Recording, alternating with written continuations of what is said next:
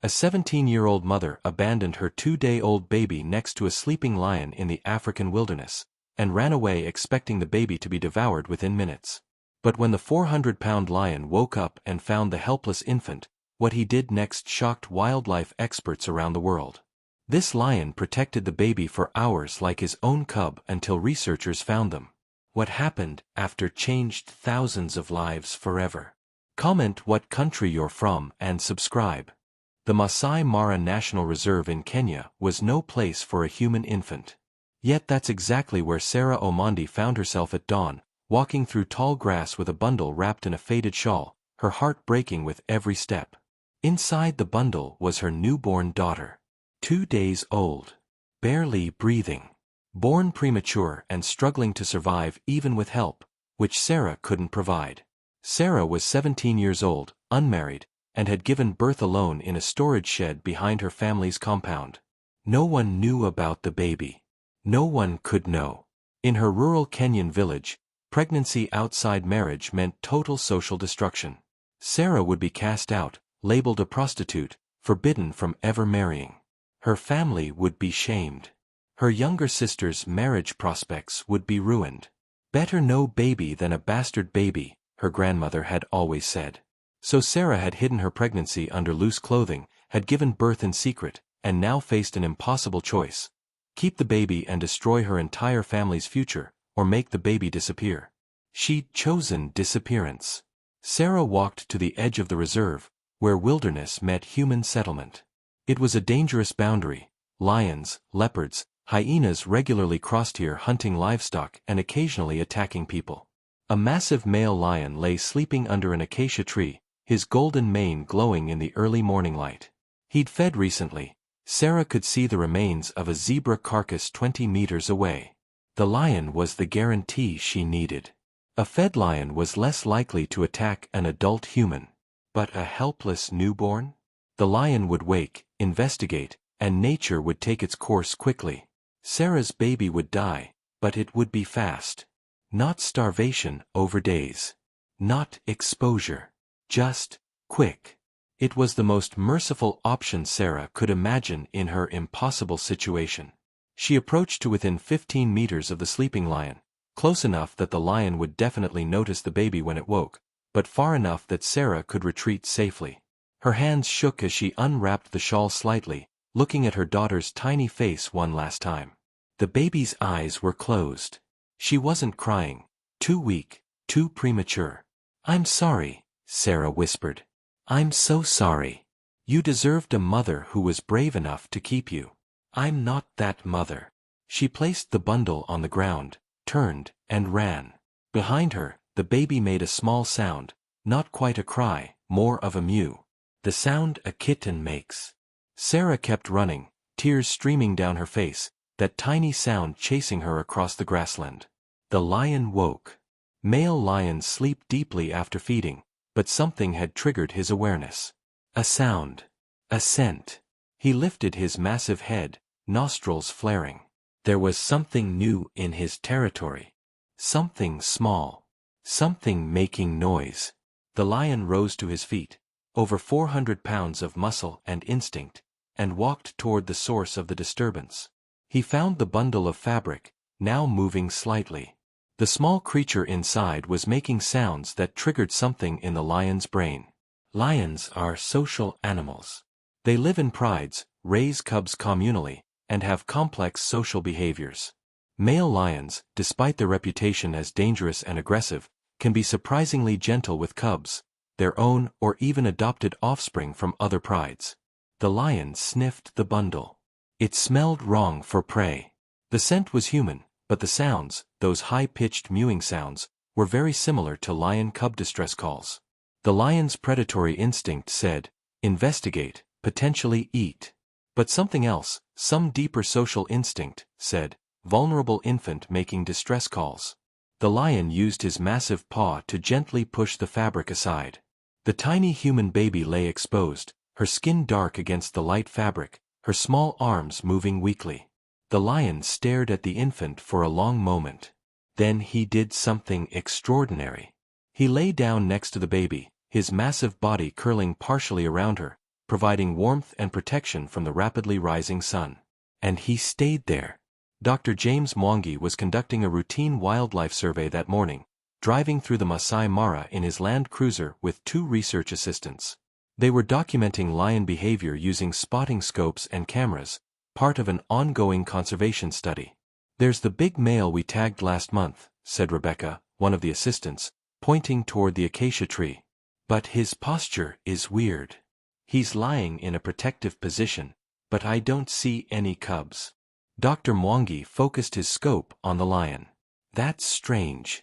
He's definitely exhibiting protective behavior. But around what?" He adjusted the scope's magnification and froze.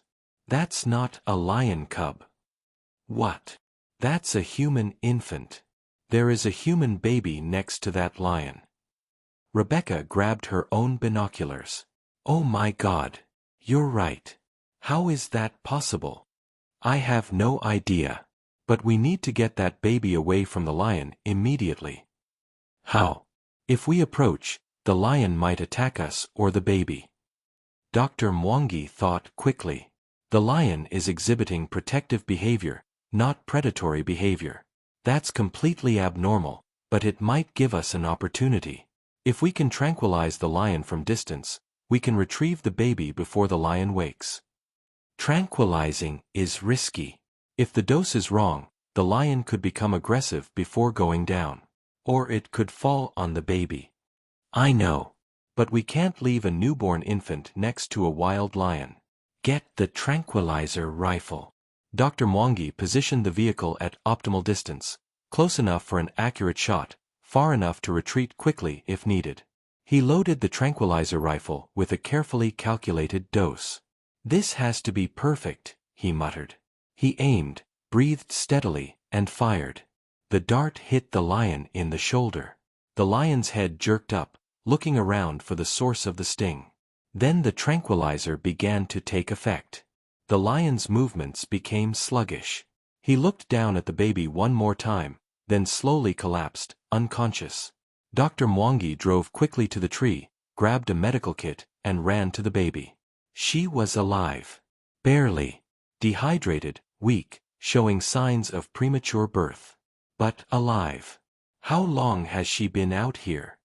Rebecca asked. "Hours, based on her condition. Maybe since dawn. If the lion hadn't been here providing shade and protection from scavengers, she'd already be dead." Dr. Mwangi wrapped the baby in clean cloths from the medical kit and carried her to the vehicle. They immediately headed for the nearest medical facility, a small clinic in Narok, about 40 minutes away.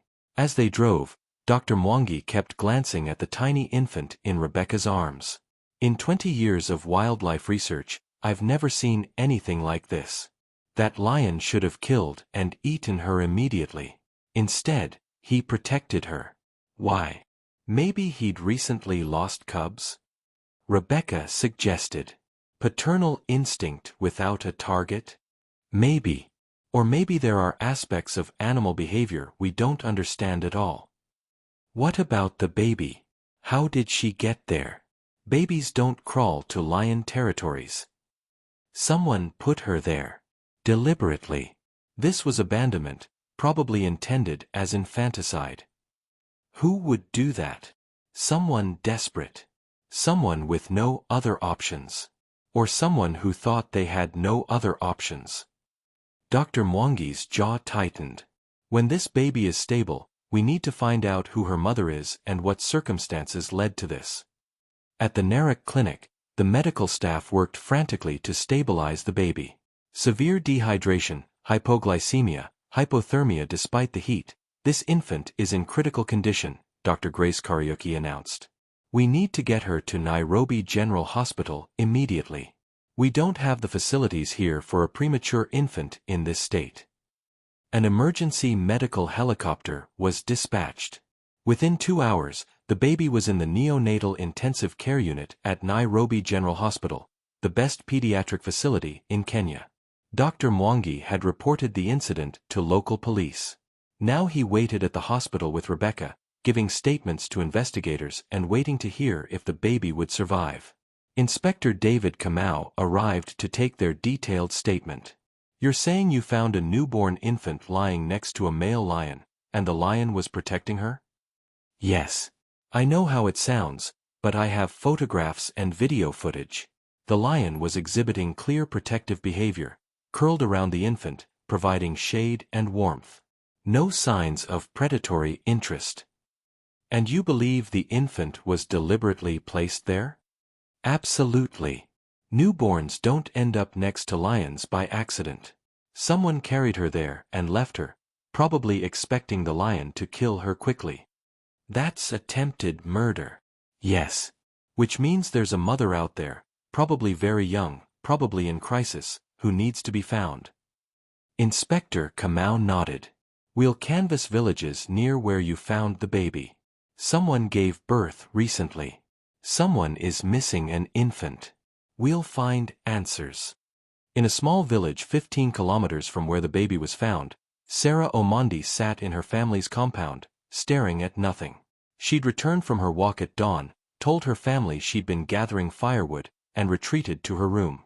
Her body ached from the recent birth. Her breasts were swollen with milk her baby would never drink. And her heart was completely shattered. She'd killed her daughter. Maybe not directly, but the result was the same. Sarah pulled her knees to her chest and rocked slowly, silent tears streaming down her face. The baby was dead by now. The lion had woken, had done what lions do. It was over. Sarah told herself this was the only way. That she'd saved her family from shame. That the baby was weak anyway and probably wouldn't have survived even with care. But none of these rationalizations eased the crushing weight of grief and guilt. Sarah! Her mother called from outside. Come help with the goats. Sarah wiped her face quickly and went out to help, moving mechanically, speaking to no one. If her family noticed she seemed withdrawn, they attributed it to normal teenage moodiness and said nothing. No one suspected that Sarah had just committed what she believed was infanticide. And no one, especially not Sarah, knew that her daughter was alive. The baby survived the first critical night. Dr. Grace Kariuki was cautiously optimistic. She's a fighter. Premature, underweight, severely stressed, but her vital signs are stabilizing. Someone up there wants this little one to live. The story had leaked to the media, and within 24 hours, Kenya, and then the world, knew about the lion baby. Miracle in Masai Mara. Lion guards abandoned infant, screamed the headlines. Dr. Mwangi's photographs and video footage went viral. Millions of people watched the extraordinary footage of the massive male lion lying protectively next to the tiny human infant. Wildlife experts around the world offered theories about the lion's behavior, but none could fully explain it. This violates everything we know about lion predatory behavior, said renowned zoologist Dr. Patricia Mugo on national television. A male lion encountering an unprotected infant, human or animal, would typically see prey. The fact that this lion not only didn't attack but actively protected the infant is unprecedented in my 30 years of studying big cats. The story captivated people because it seemed to suggest something hopeful, that even apex predators were capable of compassion, that nature wasn't just red in tooth and claw, that kindness could emerge from the most unexpected places. But beneath the miracle story was a darker question. Who had abandoned this baby, and why? Inspector David Kamau led the investigation personally. He assembled a team and began methodically visiting villages near the Masai Mara boundary. We're looking for a young woman who gave birth recently, he told village elders. She may be hiding the birth. She may have disposed of the baby's clothing and any evidence.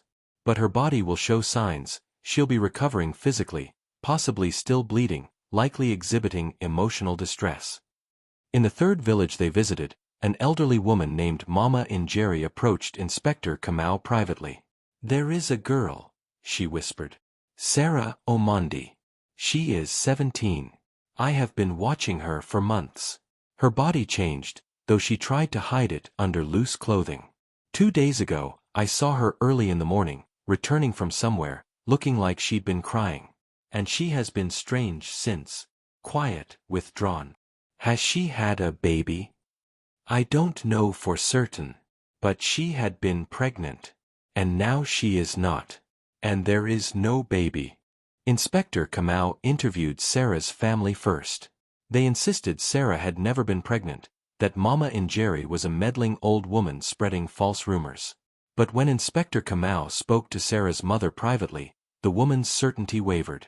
Sarah has been different lately, her mother admitted. Moody. Secretive. I thought it was just teenage behavior. You think she? I need to speak with Sarah. Alone. Sarah was brought to the village meeting house. She looked terrified, thin, pale, with dark circles under her eyes. Inspector Kamau spoke gently. Sarah, I'm not here to punish you. I'm here to understand what happened. A baby was found 2 days ago at the edge of the Masai Mara. A newborn girl. Did you give birth recently? Sarah's eyes widened with shock. Found? The baby was found. Yes. She's alive, Sarah. She's in the hospital in Nairobi. So I need you to tell me the truth. Is she your daughter? Sarah burst into tears. Her whole body shook with sobs. I thought the lion would kill her, Sarah gasped between sobs. I thought it would be fast. I didn't want her to suffer. I couldn't keep her. My family, the shame, I had no choice. I thought she was dead. You're saying she's alive? Yes. Against all odds, she survived. The lion didn't harm her. Researchers found her and got her to medical care. She's in stable condition. Sarah collapsed to the floor, overwhelmed by a confusing mix of emotions: relief that her daughter lived, horror at what she'd done, fear of consequences, hope that maybe, somehow, this could have a different ending than the one she'd imagined. The confession made headlines. Mother who abandoned baby next to lion arrested. The initial public reaction was harsh. Social media filled with condemnation. Monster mother. How could she? She deserves prison. But as details emerged about Sarah's circumstances, the narrative became more complex. Sarah Omondi was 17 years old. She'd been raped by a relative at 16 and had become pregnant. She'd been too ashamed and terrified to tell anyone. In her community, rape victims were often blamed and shamed rather than supported. She'd hidden the pregnancy through loose clothing and avoidance of her family. When she went into premature labor, she'd delivered alone in a storage shed, cutting the umbilical cord with a piece of broken glass, wrapping her daughter in the only cloth she could find. The baby was weak, struggling to breathe. Sarah had no money, no access to medical care, no ability to care for an infant. I knew if I brought her home, my entire family would be destroyed, Sarah told investigators. My father would have beaten me or thrown me out. My sisters would never be able to marry because they'd be related to the bastard child. My mother would have been humiliated. So you decided to leave the baby to die? I decided. I thought the lion would make it quick. I couldn't watch her slowly starve in that shed. I couldn't throw her away like garbage. The lion seemed like the most merciful option I could think of. The recording of Sarah's statement was leaked to media. Suddenly, public opinion began to shift. Women's rights organizations pointed out that Sarah was a child herself, a 17-year-old rape victim with zero resources and zero support. This girl is not a monster, argued activist Lucy Wamboe on a popular radio program. She's a victim of multiple systems that failed her, a culture that shames rape victims instead of supporting them, a community that values honor over human life, a system that provides zero resources for young mothers in crisis. Sarah made a terrible choice. But she made that choice from a position of complete desperation and powerlessness. The real monsters are the systems that put her in that impossible position. The conversation expanded beyond Sarah's individual case to broader issues: rape culture in Kenya, lack of support for young mothers, cultural shame around illegitimate children, and the need for better social services. In Nairobi, doctors continued to care for the baby girl who'd become known as Simba, Swahili for lion. We need to assign her a name for medical records, Dr. Kariuki explained. The media is calling her Simba. because of the lion that protected her. It seems appropriate. Baby Simba gained weight slowly. She needed oxygen support initially, but after a week, she was breathing independently. After 2 weeks, she was feeding normally. She has the will to live, Dr. Kariuki told reporters. This baby fought to survive from the moment she was born. She's extraordinary. The story continued to captivate international attention. Donations poured in to cover Simba's medical care. Wildlife conservation groups used her story to promote human-wildlife coexistence. Child welfare organizations used her story to advocate for better support systems for young mothers. And people around the world felt connected to this tiny infant who'd been protected by a lion and refused to give up.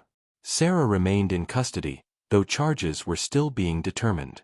Her situation had become legally complex.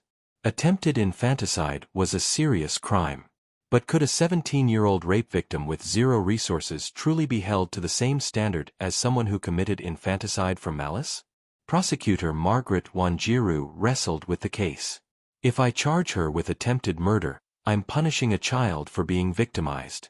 But if I don't charge her, I'm sending a message that abandoning babies is acceptable. The law doesn't always fit the reality, her supervisor said. This is one of those situations. Meanwhile, Sarah asked repeatedly about her daughter. Can I see her? Is she really okay? Social workers were hesitant. Sarah had tried to have Simba killed. Should she have access to the child she'd abandoned? But Dr. Kariuki advocated for a supervised visit. Sarah needs to see that her daughter is alive and thriving. And Simba needs her mother, even if that relationship is complicated. 3 weeks after the abandonment, Sarah was brought to Nairobi General Hospital under police escort. She was taken to the neonatal unit where Simba lay in a hospital crib, sleeping peacefully. Sarah approached slowly, tears already streaming down her face. The baby she'd left beside a lion, certain she'd be dead within hours, was here.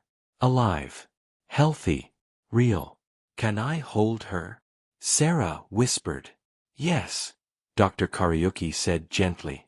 She's your daughter. Sarah picked up Simba carefully, as if the baby might break. Simba stirred, opened her eyes, dark eyes that looked directly at her mother. And Sarah completely broke down, sobbing so hard she could barely breathe. I'm sorry, she gasped. I'm so sorry. I thought I had no choice. I thought you'd die anyway. I'm so sorry. Dr. Kariuki put a hand on Sarah's shoulder. She doesn't know what happened. She only knows she needs her mother. That's all babies know. Sarah looked down at Simba, memorizing every detail of her face. I don't deserve to be your mother. Maybe not, Dr. Kariuki said honestly. But you are. And now you have a choice. You can be the mother who abandoned her, or you can become the mother who fought to keep her. That choice is still available to you. How? I'm going to prison. Even if I don't, my family won't take us. I have nothing. There are organizations that help young mothers. Shelters. Support systems. Ways forward that you didn't know existed when you felt so desperate. You mean I didn't have to? No. You had options. You just didn't know about them. And that's not entirely your fault. These resources aren't well publicized, especially in rural areas. But they exist. And they're available to you now.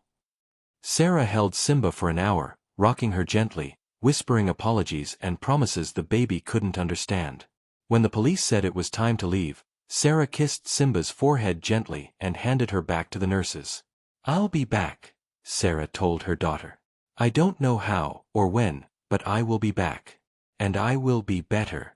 I promise. The legal case against Sarah Omondi became a national debate about justice, mercy, and the circumstances that drive desperate acts.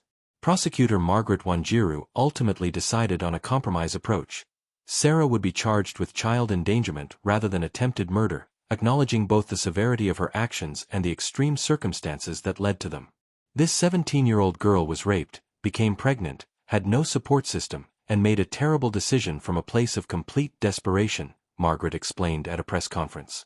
Charging her as a murderer doesn't serve justice. It serves vengeance. However, we cannot ignore that she deliberately placed an infant in mortal danger. There must be accountability. But that accountability should focus on rehabilitation and ensuring Sarah becomes capable of caring for her daughter, not on punishment that destroys any chance of that happening. The proposed sentence was controversial: 2 years in a juvenile facility with mandatory counseling, parenting classes, and educational support, followed by 3 years of supervised probation during which Sarah would be required to work with organizations supporting young mothers. She doesn't go to prison, critics demanded. She tried to kill her baby. She made the worst decision of her life at 17 after being raped and having zero support, advocates countered. Locking her away helps no one. Helping her become a good mother helps both her and Simba. The judge, a woman named Justice Phyllis McKenna, took weeks to consider the case before rendering her decision. Sarah Omondi, what you did was morally reprehensible, Justice McKenna said in court. You placed your newborn daughter in a situation where death was almost certain. Only through extraordinary circumstances, a lion's inexplicable protective behavior and timely rescue by researchers, did your daughter survive. However, this court must also consider who you are and the circumstances you faced. You are a child yourself. You were victimized, then abandoned by everyone who should have protected you. You made your decision from desperation, not malice.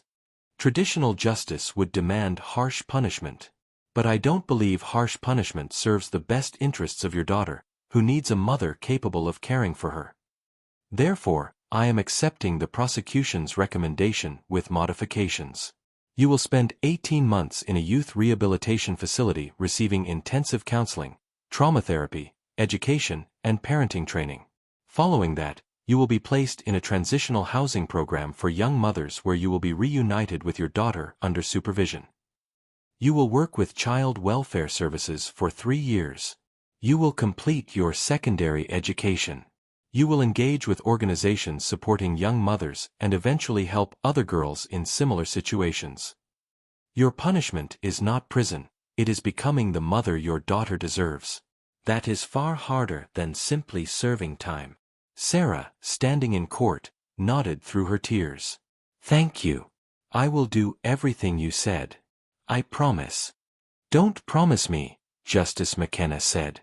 Promise your daughter. And then spend the rest of your life keeping that promise. Sarah was transferred to the Kianda Youth Rehabilitation Center in Nairobi, a facility that specialized in helping teenage mothers who'd committed crimes related to their pregnancies. She shared a dormitory with 12 other girls, all with similar stories. Pregnancies from rape or coercion, families that rejected them, desperate decisions that led to criminal charges. I tried to drown my baby in the river, one girl, Mary, told Sarah during their first conversation. A fisherman pulled her out and saved her. Now I'm here. I left mine in a dumpster, another girl, Faith, said quietly. Someone heard her crying. She survived. I'm serving 2 years. I put mine in a bag and left her at a bus station, said Esther. I was 14. I didn't know what else to do. These girls understood each other in ways no one else could.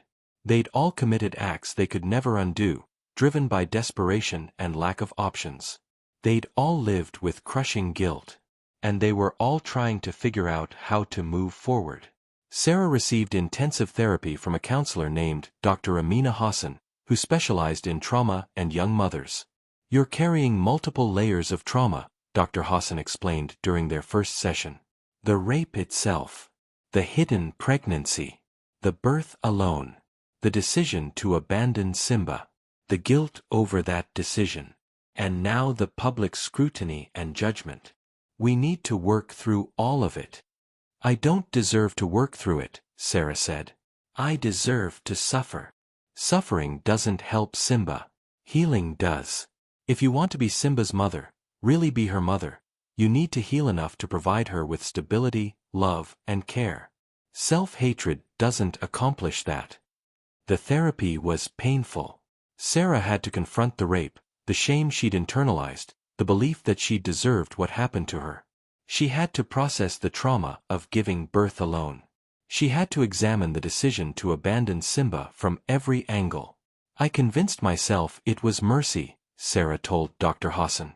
That the lion would kill her quickly and she wouldn't suffer. But the truth is, I was also relieved. Relieved I wouldn't have to face my family's shame. Relieved I wouldn't have to figure out how to care for her. I told myself it was for her, but part of it was for me. That's honest, Dr. Hassan said. And that honesty is where healing begins. You made a terrible decision for complex reasons. Some were about protecting her from suffering. Some were about protecting yourself. Both can be true. Does that make me a monster? It makes you human. Humans make terrible decisions under impossible pressure. What defines us isn't the worst thing we've done, it's whether we learn from it and become better.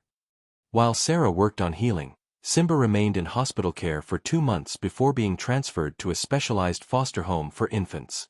The foster mother, a woman named Grace Otieno, had 20 years of experience caring for vulnerable babies. Simba is special, Grace told social workers.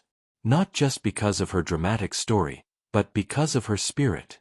This baby has fought for survival from the moment she was born. She's a warrior. Simba thrived under Grace's care. She gained weight, hit developmental milestones, smiled and cooed. The premature, struggling infant became a healthy, happy baby. But Grace also prepared Simba for eventual reunion with Sarah. Your mama is learning how to take care of you, Grace would whisper to Simba during feedings. She made a mistake, but she's working very hard to make it right. And one day, you'll be together. Every month, Sarah was allowed supervised visits with Simba at the rehabilitation center. The first few visits were awkward. Sarah was terrified of holding her daughter, convinced she didn't deserve to. Simba, now 4 months old, didn't recognize Sarah and cried when handed to her. But Grace coached Sarah through it. Babies sense anxiety. Relax. She's your daughter. Let yourself feel that connection. By the 6th visit, something shifted. Simba smiled at Sarah, reached for her face, settled comfortably in her arms. Sarah cried, not from guilt this time, but from overwhelming love. I'm going to be worthy of you, Sarah whispered to Simba. I'm going to be the mother you deserve. I promise. At the rehabilitation center, Sarah also began her education in earnest. She dropped out of school when her pregnancy became impossible to hide. Now she resumed her studies, preparing to take her secondary school exams. Education is your path out of poverty, her teacher, Mr. Oching, told the young mothers in his class. Education gives you options so you never feel trapped again. Sarah threw herself into studying. She excelled in science and mathematics, subjects she'd always enjoyed but never had opportunity to pursue seriously. You're gifted, Mr. Oching told her. Have you thought about what you want to do after you complete secondary school? I want to help other girls, Sarah said. Girls like me who feel like they have no options. I want to make sure they know about resources I didn't know existed. That's social work. You'd be excellent at it. But I'm a criminal. Who would hire me? You're a survivor who made a mistake and is working to correct it. Many organizations specifically seek people with lived experience. Your past could become your greatest qualification. The idea gave Sarah hope. Maybe she didn't have to be defined forever by the worst thing she'd done. Maybe she could transform that experience into purpose.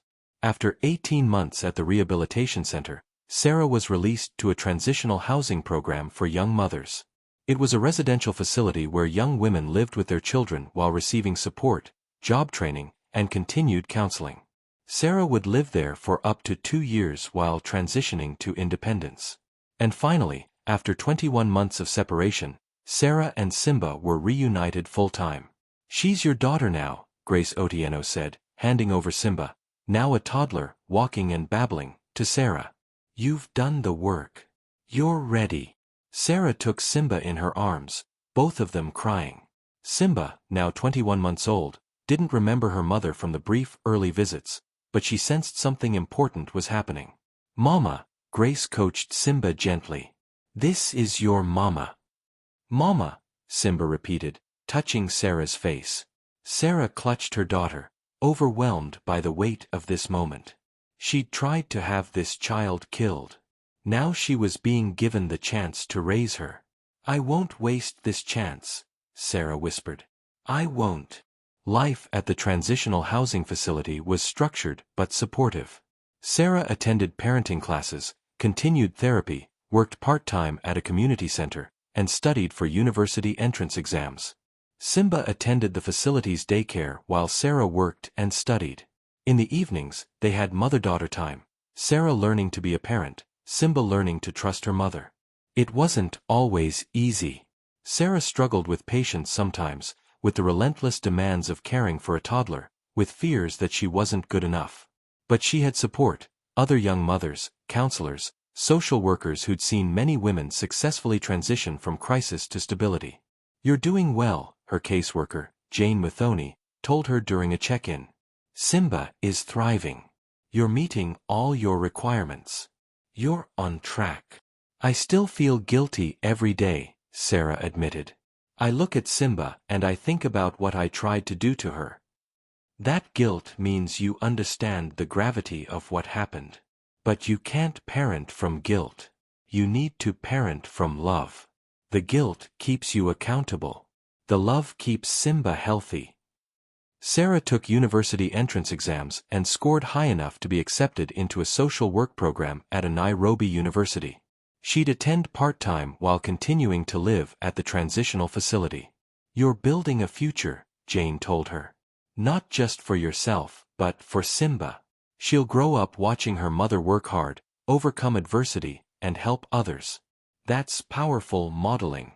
3 years after abandoning Simba beside the lion, Sarah stood at a podium addressing a conference on supporting young mothers in crisis. Simba, now 3 years old, sat in the front row with a daycare worker, coloring in a notebook. "My name is Sarah Omondi," Sarah began, her voice steady despite her nerves. "And 3 years ago, I tried to kill my daughter by leaving her beside a lion to die." The audience, social workers, policymakers, advocates, was silent, riveted. "I was 17, a rape victim, and I believed I had no options. I was wrong. There were options, shelters, adoption services, support programs. But I didn't know they existed. I was isolated, terrified, and desperate. My daughter survived because of an inexplicable miracle, a lion that protected instead of killed, and because of researchers who found her in time. I was given a second chance I didn't deserve. I spent 18 months in rehabilitation learning to be a mother, learning to heal from trauma, learning that my worth wasn't destroyed by being raped or by making a terrible decision. Now I'm a university student studying social work. I live with my daughter in supportive housing. And I work with organizations reaching girls in rural areas to make sure they know about options I didn't know existed. I can't undo what I did. But I can make sure other girls don't feel as trapped as I felt. I can make sure Simba grows up knowing her mother fought to become worthy of her. My story isn't about heroism. It's about failure, grace, and the possibility of redemption. It's about systems that need to change so no girl ever feels like abandoning her baby is her only option." The audience applauded. Several people approached Sarah afterward to thank her for her honesty and to discuss collaboration on programs supporting young mothers. And Simba, oblivious to the significance of the moment, ran to her mother and held up her coloring page. "Look, Mama. Lion." She'd drawn, in the inexpert way of 3-year-olds, a stick figure baby next to a large yellow lion. Sarah's eyes filled with tears. "It's beautiful, baby. Do you know that story? About the lion?" "The lion protected me," Simba said, repeating what she'd been told. "He was nice." "Yes," Sarah said, picking up her daughter. "He was. And because of him, we get to be together." Sarah held Simba close, grateful beyond words for the impossible miracle that had given her this second chance. 5 years after the abandonment, Sarah's life had transformed completely. She'd graduated from the transitional housing program and moved into her own small apartment in Nairobi with Simba, now 5 years old and starting school. Sarah had completed her bachelor's degree in social work and was working full-time for Hope for Mothers, a non-profit organization supporting young women in crisis, the same organization that had helped her during her rehabilitation. "You understand what our clients are going through because you've been there," her supervisor told her. "That authenticity makes you invaluable." Sarah's work focused on rural outreach, visiting villages, talking to teenage girls about reproductive health, resources available if they became pregnant, and alternatives to abandonment or unsafe choices. "I made the worst decision of my life when I was your age," Sarah would tell groups of teenage girls. "I left my newborn daughter beside a lion because I thought I had no options. I was wrong. There were options, I just didn't know they existed." If you're ever in crisis, please remember, there are people who will help you. Organizations, shelters, resources. You are never as alone as you feel. The presentations were powerful because Sarah didn't pretend to be perfect. She was brutally honest about her failure and her journey back. Girls would approach her afterward with whispered confessions. "I'm pregnant and scared. My uncle touched me and I don't know what to do. My family will kill me if they find out." And Sarah would connect them with resources, provide phone numbers, sometimes personally escort them to safe places. "You're saving lives," her supervisor told her. "Not just the babies, but the mothers too." In 5 years, Sarah had directly helped over 200 young women find alternatives to desperate choices. Some chose adoption. Some kept their babies with organizational support. Some terminated pregnancies safely and legally.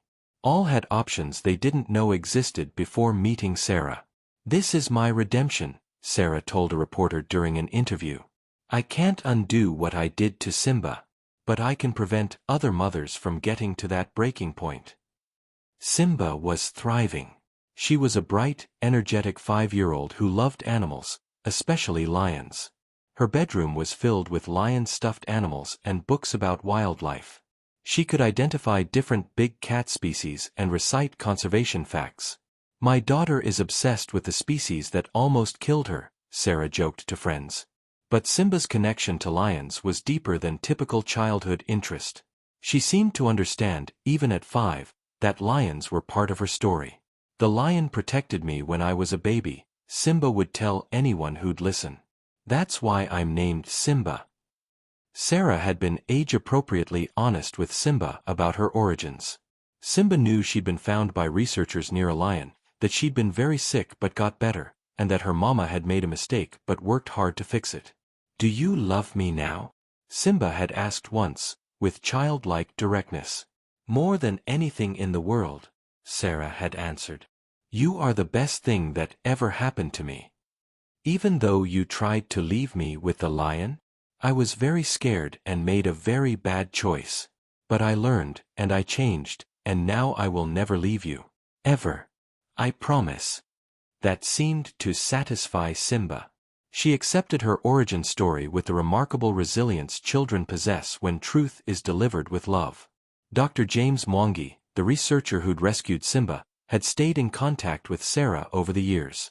He visited occasionally, bringing photos and updates about the Masai Mara wildlife.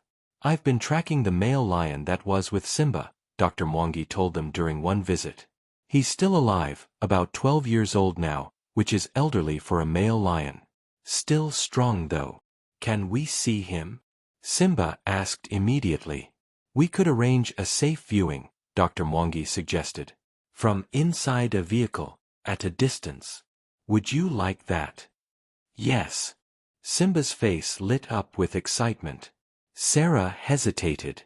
Returning to the place where she'd abandoned her daughter felt overwhelming. But Simba deserved to see the landscape that had shaped her story. "Okay," Sarah agreed. "Let's go." The following month, Dr. Mwangi arranged a private tour of the Masai Mara for Sarah and Simba. They drove through the reserve in a protected vehicle, seeing zebras, elephants, and giraffes. And then, in the distance, they spotted a pride of lions resting under an acacia tree. That's him, Dr. Mwangi said quietly, looking through binoculars. The male. I can identify him by his mane pattern. That's the lion that was with Simba. Sarah stared at the massive animal in the distance, the creature that should have killed her daughter but instead protected her. Her eyes filled with tears. Thank you, Sarah whispered. Thank you for what you did. He can't hear you, Mama, Simba said. I know. But I needed to say it anyway.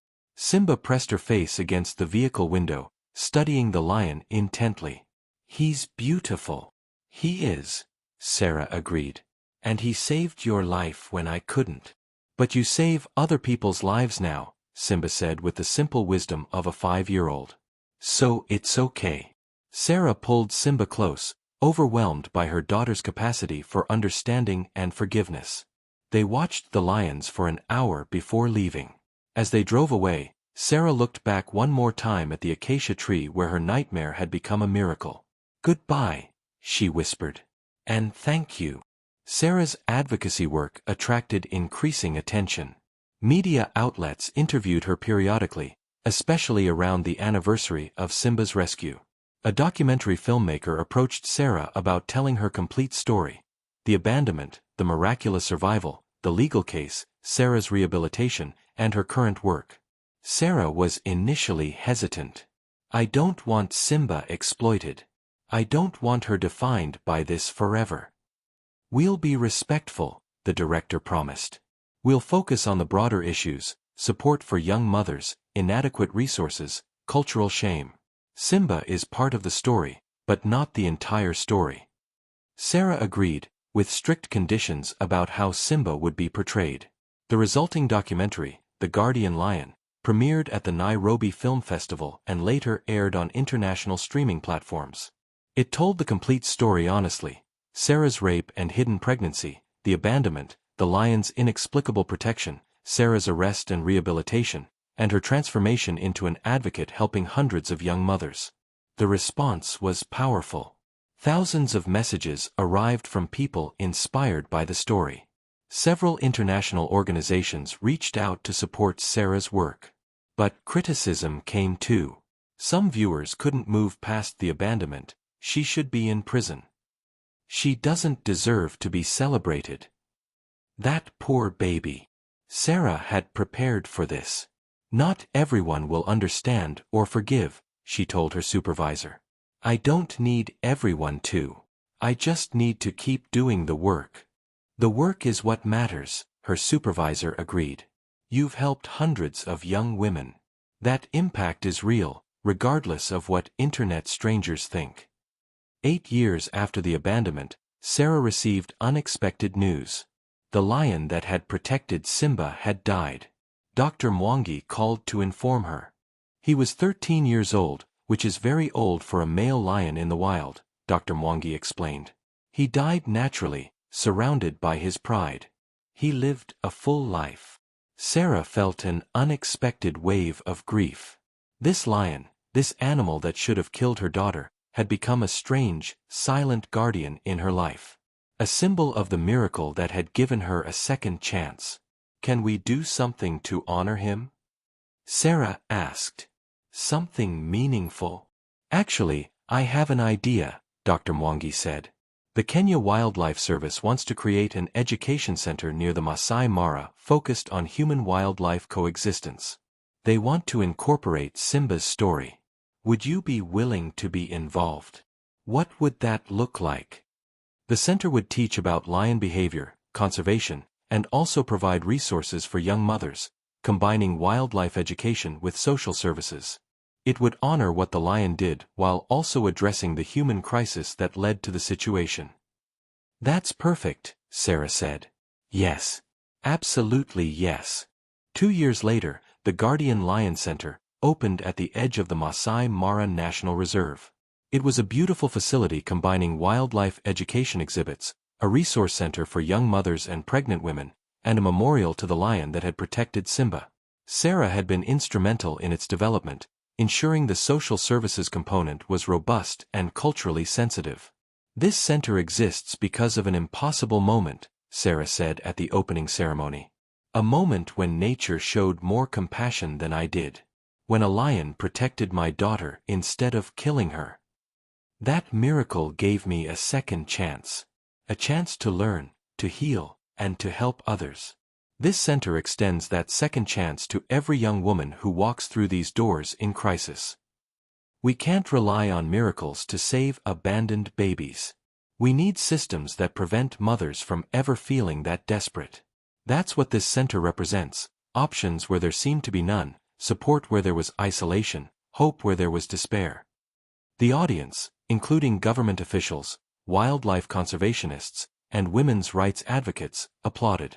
Simba, now 8 years old and standing beside her mother, also spoke briefly. I don't remember the lion that protected me. But I understand what he did. He saw a baby that needed help and he helped, even though lions aren't supposed to do that. My mom saw other women who needed help and she helped them, even though she was scared. I think that's what heroes do, they help even when it's hard. The simplicity and sincerity of Simba's words moved many in the audience to tears. After the ceremony, Sarah and Simba walked to the memorial garden where a bronze statue had been erected, a lion lying protectively beside a small bundle, commemorating the moment that had changed everything. Do you think the lion knew he was saving me? Simba asked. I don't know what he knew, Sarah said honestly. Maybe he just responded to your cries. Maybe some instinct told him to protect instead of hunt. Or maybe, and I know this sounds strange, maybe something bigger was at work that day. Like what? Like the universe deciding you were meant to live. That you had purpose. That our story together wasn't finished. Do you believe that? I didn't used to. But now, yes. I think you were meant to survive. And I was meant to learn from my worst mistake and become better. They stood together in front of the statue, mother and daughter, at the memorial to the animal that had made their relationship possible. The Guardian Lion Center would go on to serve thousands, tourists learning about wildlife, women finding resources in crisis, communities learning about coexistence between humans and nature. But at that moment, it was just Sarah and Simba, grateful for the impossible second chance they'd been given. I love you, Mama, Simba said. I love you too, baby, Sarah replied. More than you'll ever know. 15 years after the abandonment, Sarah stood in front of the United Nations Commission on the Status of Women in New York, addressing delegates from around the world. Simba, now 15 years old, sat in the audience, watching her mother with pride. My name is Sarah Omondi, and I am from Kenya, Sarah began, her voice steady and clear. 15 years ago, when I was 17 years old, I committed an act I will regret for the rest of my life. I abandoned my newborn daughter beside a wild lion, expecting her to die. The room was silent, every delegate focused on Sarah. I was a rape victim with no support, no resources, and no knowledge that alternatives existed. I made my decision from a place of complete desperation. My daughter survived only because of an inexplicable miracle, a lion that protected instead of killed, and researchers who found her in time. I tell you this not to excuse what I did, but to illustrate a larger truth. When young women in crisis have no support, they make desperate choices. Some abandon babies. Some attempt unsafe abortions. Some commit suicide. These tragedies are preventable. In the 15 years since my daughter's rescue, I have dedicated my life to ensuring other young women know they have options. Through the organization I now direct, we have helped over 5,000 young mothers across Kenya find alternatives to desperate choices.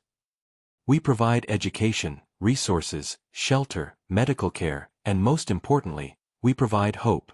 We tell young women what no one told me. You are not alone, you have options, and your life matters. The Guardian Lion Center, which opened 10 years ago, has become a model for integrated services, combining wildlife conservation education with maternal support services. We've proven that addressing human need and environmental protection can happen simultaneously. But our work is far from finished.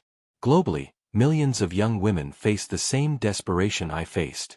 They need access to education, to reproductive health services, to protection from sexual violence, and to support if they become pregnant. They need systems that prevent crisis, not just respond to it. My daughter is alive today because of a miracle we cannot replicate. But we can create systems that make miracles unnecessary. That is the challenge I put before this commission. Invest in prevention, support young mothers, and save lives before desperation leads to tragedy. The delegates rose in a standing ovation that lasted several minutes. After the speech, dozens of delegates approached Sarah to discuss partnerships, funding, and replicating her model in other countries. Simba watched her mother navigate these conversations with confidence and expertise, marveling at how far they'd both come. That evening, Sarah and Simba walked through Central Park together, enjoying rare quiet time away from the intensity of the UN conference. "You were amazing today, Mom," Simba said. "I can't believe how many people want to work with you." "It's not about me," Sarah said. "It's about the work. About making sure other girls don't go through what I went through." "Do you still feel guilty about what you did to me?" Sarah had always been honest with Simba, and she didn't stop now. "Every day. Not crushing guilt that prevents me from functioning. I've worked through that in therapy. But I carry awareness of what I did. That awareness keeps me accountable and drives my work." "But you've helped thousands of people. Doesn't that balance it out?" "I don't think about it as balancing. I think about it as transformation. I can't undo what I did, but I can transform that experience into purpose. The guilt I carry is the price I pay for trying to kill you. The work I do is how I try to make meaning from that terrible choice." "That makes sense," Simba said thoughtfully. "I'm glad you didn't succeed." "Obviously." Sarah laughed despite the serious conversation. "Me too, baby. Me too." They walked in comfortable silence for a while before Simba spoke again. "I want to do what you do. When I'm older. Help people. You don't have to follow my path. You can be anything you want." "I know. But I want to. You've shown me that even terrible things can become purpose. That mistakes don't define you. What you build afterward defines you. I want to build something that matters." Sarah stopped walking and pulled Simba into a tight hug. "You already matter. Just by existing. But yes, if you want to help others, I'll support you completely." Back in Kenya, the Guardian Lion Center had expanded significantly. What started as a single facility had grown into a network of 5 centers across East Africa, each combining wildlife education with maternal support services. The centers had helped over 10,000 young women in crisis over the decade since the first center opened. They provided medical care, counseling, education, job training, and pathways to independence. "We're not just preventing infant abandonment," the program director told a visiting journalist. "We're breaking cycles of poverty, abuse, and desperation. We're giving young women agency over their own lives." The centers also provided education to communities about supporting rather than shaming young mothers, about preventing sexual violence, and about recognizing signs that someone was in crisis. "Cultural change is slow," Sarah acknowledged in interviews. "But it's happening. More families are supporting daughters who get pregnant outside marriage. More communities are prosecuting rapists instead of blaming victims.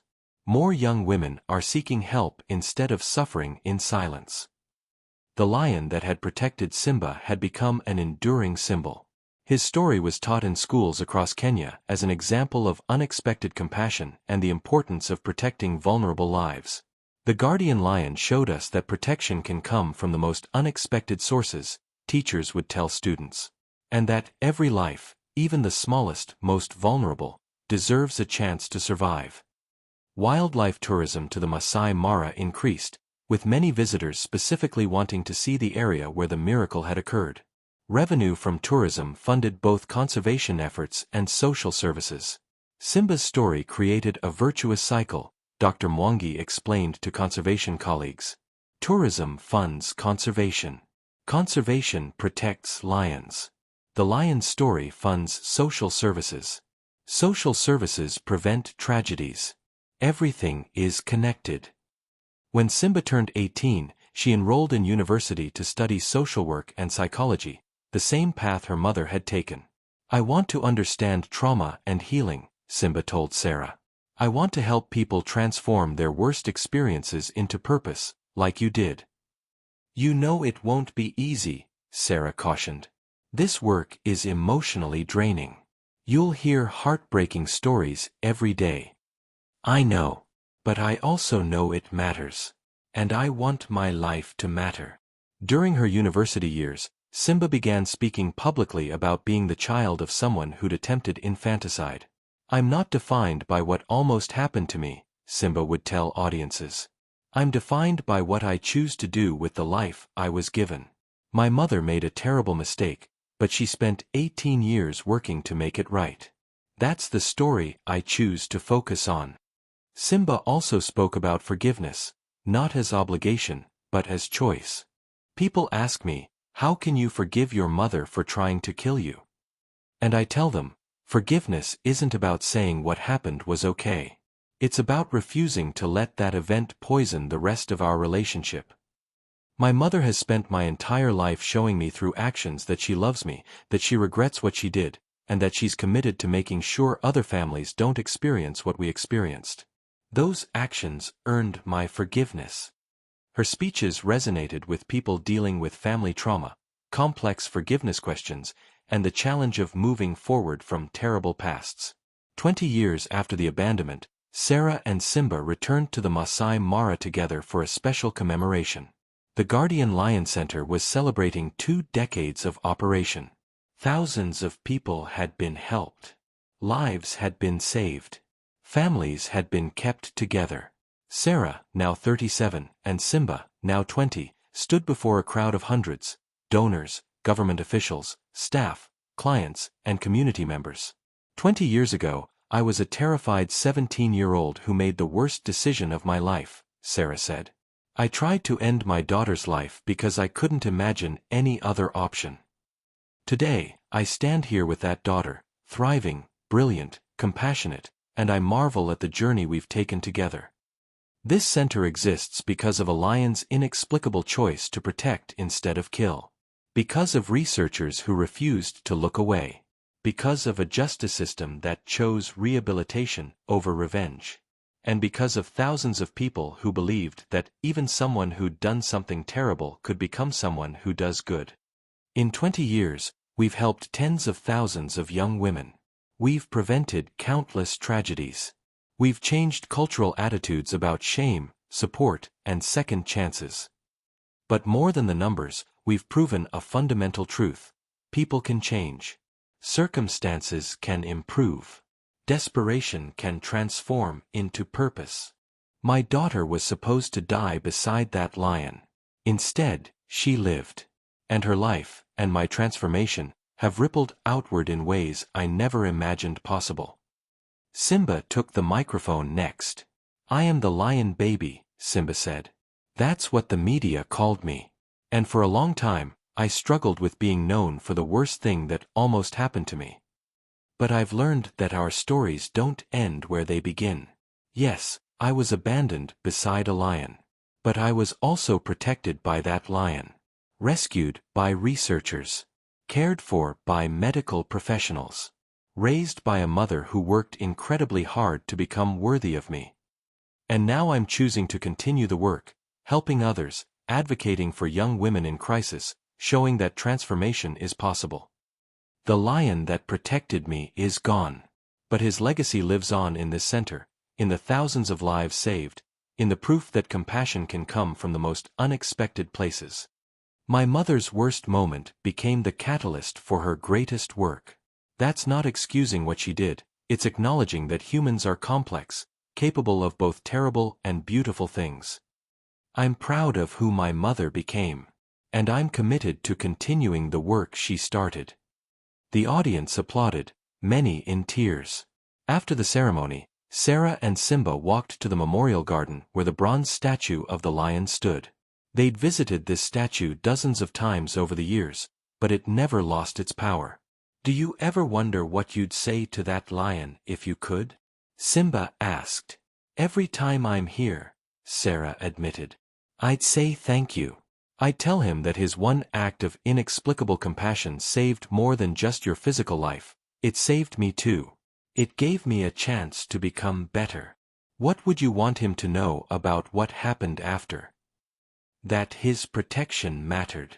That it rippled outward. That thousands of lives have been touched because he made a choice that day to guard rather than kill. They stood in silence for a long moment. I think he knows, Simba said finally. Wherever he is, whatever happens after death, I think he knows his life mattered. I hope so, Sarah said. As the sun set over the Masai Mara, painting the sky in brilliant oranges and golds, Sarah and Simba stood together at the memorial. Mother and daughter. Perpetrator and victim. Advocate and activist. Their story had begun with the worst possible choice, abandonment and attempted infanticide. But it hadn't ended there. It had transformed into redemption earned through decades of work. Into a network of centers saving lives. Into policy changes protecting young mothers. Into a mother-daughter bond that was complicated but real. We did it, Sarah whispered. Somehow, impossibly, we survived and built something beautiful. We did, Simba agreed. The lion gave us the chance. We did the work. They walked back toward the center as darkness fell, ready to continue the work that the guardian lion's impossible compassion had begun 20 years earlier. Behind them, the bronze statue stood eternal, a massive lion curled protectively around a small bundle, frozen forever in the moment when nature chose mercy over instinct. And before them, illuminated in the center's lights, hundreds of people gathered, staff, clients, supporters, all connected by the belief that second chances were possible, that transformation was real, and that even the worst beginnings could lead to meaningful endings. Sarah had tried to destroy her daughter's life. Instead, she discovered her own purpose and helped thousands of others find theirs. Simba had nearly died alone in the wilderness. Instead, she'd lived to become an advocate for others facing desperate circumstances. The lion had acted against every instinct. And in doing so, had created a legacy that outlived him by decades. That was their story. Messy, complicated, imperfect, but ultimately hopeful. Not a fairy tale, but something better. A true story of failure and grace, of the worst moment and the lifelong work that followed, of transformation that was real because it was earned. The end. For every person who made a terrible choice and spent their life making it right. For every system that chose rehabilitation over revenge. For every second chance that created ripples of change. For every unexpected moment of compassion that saved a life. Your worst moment is not your final chapter. Transformation is possible. And the work you do afterward matters more than the mistake that came before.